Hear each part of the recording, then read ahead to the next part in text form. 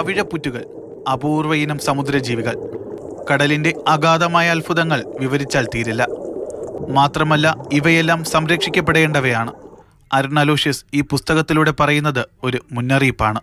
ഇത് കുട്ടികൾക്ക് അവബോധമുണ്ടാക്കി വരും തലമുറയ്ക്ക് പവിഴപ്പുറ്റുകളെ സംരക്ഷിക്കാനുള്ള ഒരു ബോധവും അതിനുവേണ്ട നടപടികളും സ്വീകരിക്കുക എന്നുള്ളതാണ് ഈ പുസ്തകത്തിൻ്റെ ലക്ഷ്യം. എന്തേ കടലിൻ്റെ അടിയിൽ ഒരു പുസ്തക പ്രകാശനം എന്ന് ചോദിച്ചാൽ പവിഴപ്പുറ്റുകളുടെ പ്രകാശം ഈ പ്രകാശനത്തിന് വേണമെന്ന് അരുൺ പറയും. പുസ്തകം ഏറ്റുവാങ്ങിയവർക്കും കടലിൻ്റെ നീലിമയിൽ സന്തോഷം.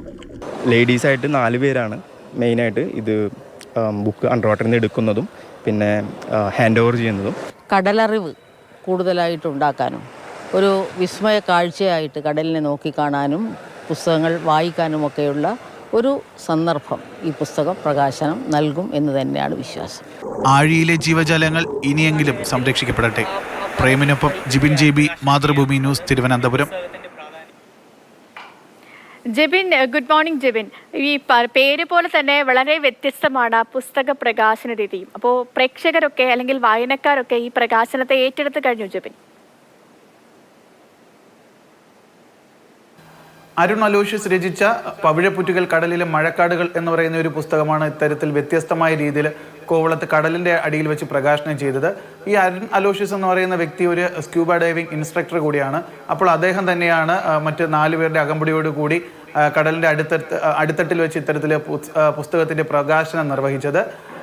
അദ്ദേഹത്തിൻ്റെ ബുക്കിലുള്ള പ്രധാനപ്പെട്ട ഭാഗങ്ങൾ ഇതൊക്കെയാണ്. അതായത് ഏകദേശം 1000-ലധികം വർഷങ്ങൾ എടുത്തുകൊണ്ടാണ് ഒരു പവിഴപ്പുറ്റൊക്കെ തന്നെ നമ്മുടെ കടലിൻ്റെ അടിഭാഗത്ത് രൂപം കൊണ്ടുവരുന്നത്. പക്ഷേ ഇത്തരത്തിലുള്ള അമൂല്യമായ വസ്തുക്കളെ ഒന്ന് സംരക്ഷിക്കുന്നതിനോ അതിന് കേടുപാടുകൾ ഉണ്ടാക്കാത്ത രീതിയിൽ നോക്കുന്നതിനുമായിട്ട് നമ്മുടെ നാട്ടിൽ ആരും തന്നെ മുതിരുന്നില്ല. ഒരു പ്രത്യേക പദ്ധതികളോ ഒന്നും തന്നെ ഇത്തരത്തിലുള്ള സംരക്ഷണത്തിന് വേണ്ടിയിട്ട് ചെയ്യുന്നില്ല എന്നുള്ളതാണ് അദ്ദേഹത്തിൻ്റെ പുസ്തകത്തിൽ പറയുന്നത്.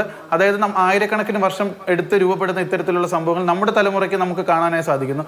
പക്ഷേ തൊട്ടടുത്ത തലമുറയ്ക്ക് കാണുന്നതിനായോ കടലിൻ്റെ ഈ ഒരു ഇത്തരത്തിലുള്ള നമ്മുടെ കടലിനെ സംരക്ഷിക്കുന്നതിനായിട്ടുള്ള ഒരു നടപടികളും ആരും തന്നെ സ്വീകരിക്കുന്നില്ല. അപ്പോൾ ഇതൊക്കെ തന്നെ മാറണം. നമ്മുടെ കടലിലേക്ക് നമ്മൾ മാലിന്യങ്ങൾ വലിച്ചെറിയുന്നതും പ്ലാസ്റ്റിക്കും മറ്റ് ഇലക്ട്രിക് വസ്തുക്കളും വേസ്റ്റുകളെല്ലാം വലിച്ചെറിയുന്നതൊക്കെ മാറ്റി നിർത്തിയാൽ മാത്രമേ ഇത്തരത്തിലുള്ള കടലിലുള്ള അമൂല്യമായ വസ്തുക്കളെയൊക്കെ തന്നെ നമുക്ക് സംരക്ഷിക്കാൻ പറ്റുകയുള്ളൂ. അപ്പോൾ സാധാരണ അദ്ദേഹം ഇത്തരത്തിലൊരു ബുക്ക് എഴുതി എവിടെയെങ്കിലും വെച്ച് ഒന്ന് പ്രകാശനം ചെയ്ത് കഴിഞ്ഞാൽ ഇത് ആരും ശ്രദ്ധിക്കില്ല. അപ്പോൾ ആരെങ്കിലും ശ്രദ്ധിക്കണമെങ്കിൽ ഇത്തരത്തിൽ അദ്ദേഹത്തിന് ഈ ഒരു സ്കൂബ ഡൈവിംഗും കൂടി വശമുണ്ട്. അതുകൊണ്ട് തന്നെ സ്കൂബ ഡൈവിങ്ങിന്റെ ഭാഗമായിട്ട് ഇത്തരത്തിൽ കടലിനുള്ളിൽ വെച്ച് പ്രകാശനം ചെയ്തു കഴിഞ്ഞാൽ ആ ഒരു രീതിയിൽ ഈ ഒരു പ്രകാശനം എല്ലാവരുടെയും ശ്രദ്ധയിലേക്ക് തന്നെയാണ് ഈ സമുദ്ര സംരക്ഷണം. അത് വലിയൊരു സന്ദേശം തന്നെയാണ്. നമ്മൾ ഒരിക്കലും ബോധറിയാത്തൊരു ഭാഗമാണ്. നമ്മൾ പലതരത്തിലുള്ള സംരക്ഷണങ്ങൾ, പ്രകൃതി സംരക്ഷണം സംബന്ധിച്ച് നമ്മൾ പലതരം ക്യാമ്പയിനുകളും അല്ലെങ്കിൽ പലതരം